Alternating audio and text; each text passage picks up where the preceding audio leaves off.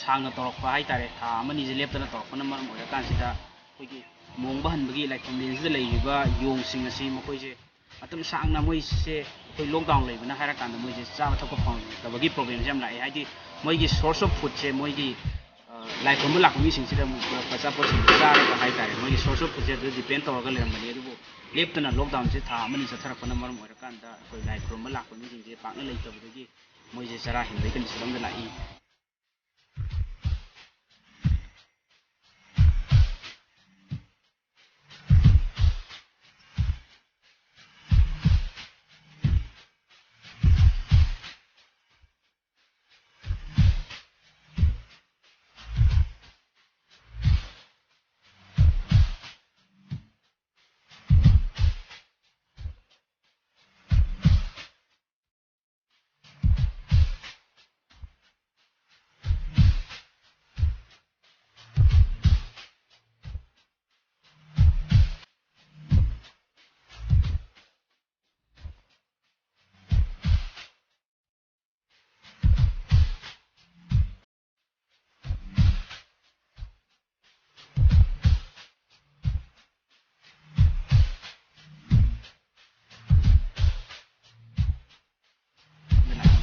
नान सोई क्वा कैथेलदा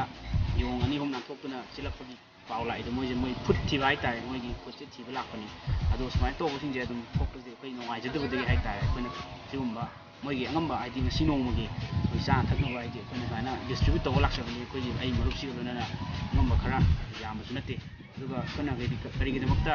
the reason why we upload this video हाइतारे अखोइना सुमाइना लाइ समाइना लाक्निंगो मयाम अमा लेरमगनी लेरिबसिंदु यागद्रा यारोइद्रा हाइना खनबा लेरगदि लाक्पसु काइदे अखोइ लॉकडाउन पुंग अनि फाउदे दुम कंथोकपनी पानसिटी ओनि सि कंथोकपन मनुंग स्टेशन लाकान मोइगी अंगम्बा सुम लेदोबदि कइसु काइदे